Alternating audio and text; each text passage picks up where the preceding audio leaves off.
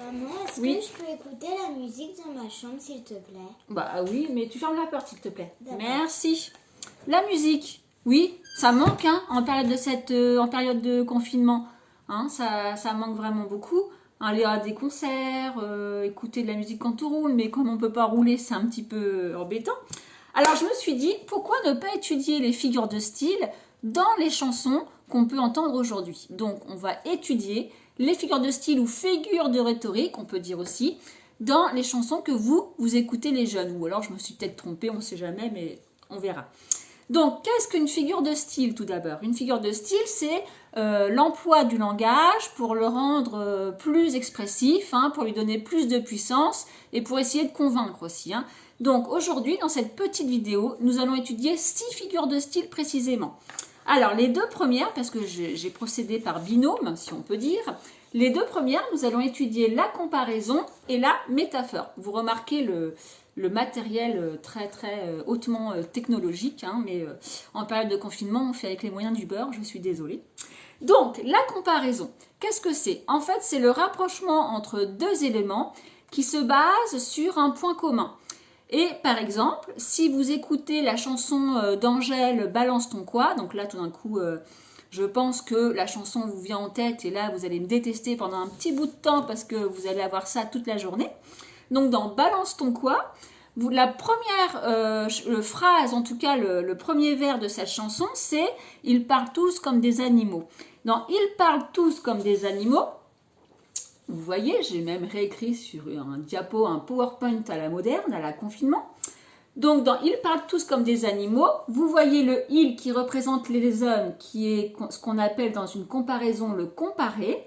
Vous avez « comme » qui fait office d'outil de comparaison et bien sûr des animaux qui est le comparant. Hein, dans cette chanson, elle compare les hommes à des animaux hein, puisqu'ils se comportent tous comme des... on ne peut pas dire le mot.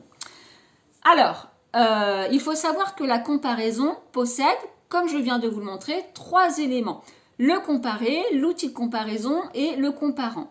L'outil de comparaison, il est systématique. Et il y a comme qui existe, mais il y en a plein d'autres. Il y a tel que, plus que, moins que. Hein, par exemple, il est plus grand que son frère. Plus que, c'est l'outil de comparaison. Après, nous avons la métaphore qui fonctionne exactement pareil que la comparaison, sauf qu'elle ne possède pas d'outil de comparaison.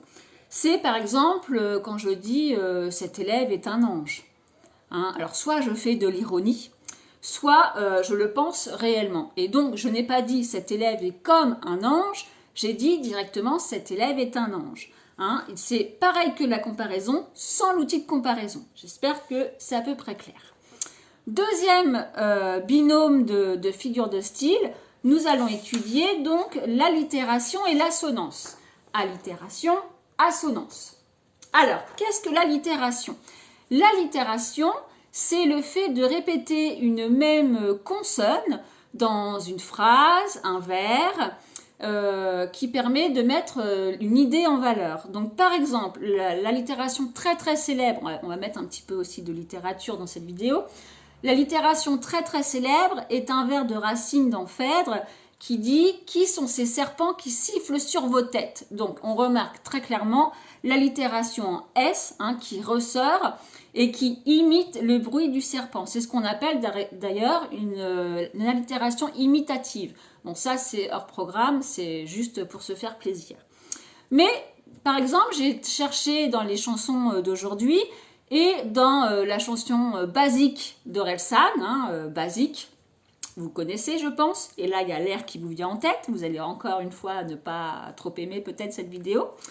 Dans Basique d'Orelsan, nous avons la phrase « Hugo Boss, habillé des nazis », le style a son importance. Et bien Hugo Boss, habillé les nazis, le style a son importance. Donc encore une fois, on a l'allitération en S qui peut-être, hein, évidemment, fait référence au SS. Ça, ce n'est qu'une interprétation de ma part, peut-être que je me trompe. Ça, c'est pour l'allitération, la répétition d'une même consonne.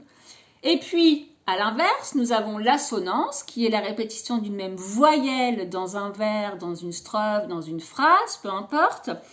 Et pareil, dans la pièce de Racine Phèdre, on peut entendre le vers « Je le vis, je rougis, je pâlis à sa vue ». Pour la petite histoire, c'est Phèdre qui vient de se marier avec Thésée, qui se promène dans la cité. Alors la cité, c'est pas dans le sens d'aujourd'hui, hein, c'est dans la ville. Qui se promène dans la ville et qui voit arriver un nouvel homme. Ce nouvel homme s'appelle Hippolyte. Et elle tombe, même si elle vient de se marier, elle tombe littéralement amoureuse de cet Hippolyte, de cet homme. Et donc, quand elle le vit, elle rougit, puisqu'elle tombe amoureuse. Hein, ça dure 3 ans, mais bon, passons. Et puis, elle a pâli juste après, puisqu'elle a su que c'était en fait le fils de son nouveau mari. Enfin, je ne sais pas si je suis claire, elle ne peut pas tomber amoureuse de cet homme, c'est impossible, c'est son beau-fils. Donc, elle le vit, elle rougit, et évidemment, elle pâlit, c'est un amour impossible. Donc, on voit donc que dans le « je le vis, je rougis, je pâlis à sa vue », on a la répétition de la voyelle « i », c'est donc une assonance. Mais pareil, dans une chanson, alors je ne sais plus laquelle, parce que j'avais relevé la phrase, et j'ai oublié de relever la chanson, et je ne l'ai pas retrouvée, mais une chanson de Booba, oui, je suis obligée de prononcer ce mot, Booba, bon, bref. Dans une chanson de Booba, il dit « Je suis le bitume avec une plume ». Donc on remarque l'assonance en U, « Je suis le bitume avec une plume ». On remarque vraiment la profondeur du U. Alors si on décortique un petit peu ce vers, « Je suis le bitume ». Le bitume, ça représente peut-être le quartier, donc il représente l'ensemble de ses amis du quartier, avec une plume qui représente l'écriture, et donc il se met en valeur à travers cet objet. Mais bon, passons, on remarque l'assonance en U qui est bien présente. Alors vous allez me dire comment on peut faire la différence entre une assonance et une allitération. C'est très simple. Une allitération, ça commence par un N, ça finit, par un N, donc une consonne. Alors que assonance, qui est la répétition d'une même voyelle, ce mot commence par une voyelle et se termine par une voyelle. Donc c'est forcément la répétition d'une même voyelle. Suis-je assez claire? Bah j'espère. On continue. Je suis un peu... Oh là, j'ai bougé avec mon pied. Bon, c'est pas grave. On continue.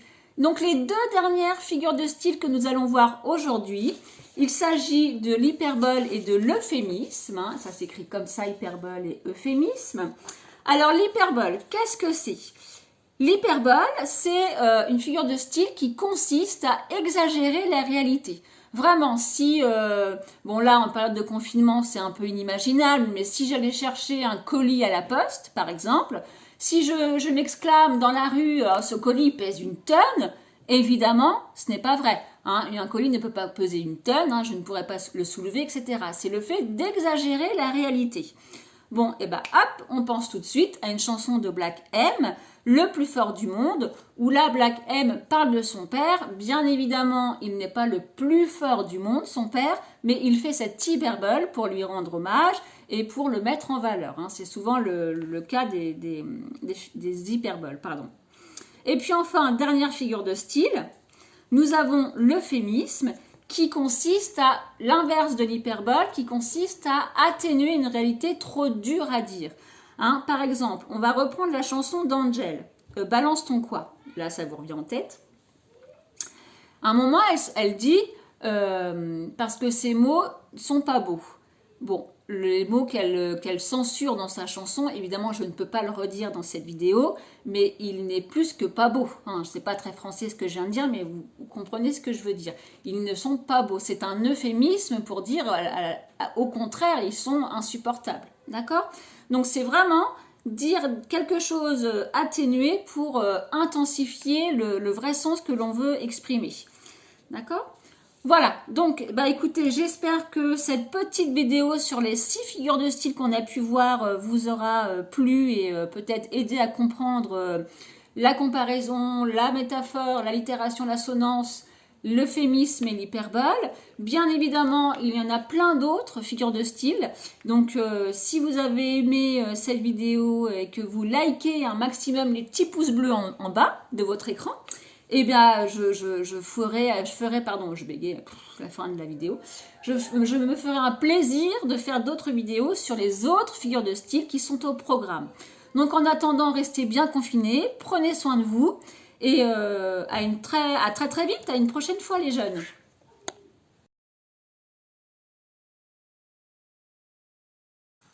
Maman, est-ce que je peux écouter la musique dans ma chambre? Oui, mais pas trop fort, s'il te plaît. D'accord, maman. Non, mais là, tu fais trop La sérieux. plus belle du monde. Non, tu fais trop sérieuse, on recommence. Tu fais trop sérieuse. Maman, est-ce que je peux écouter la musique? Maman, est-ce Oui. que je peux écouter la musique? Non, non, Juliette. D'accord. Mais non, Juliette. Maman, est-ce que je... Ah, c'est pas moi.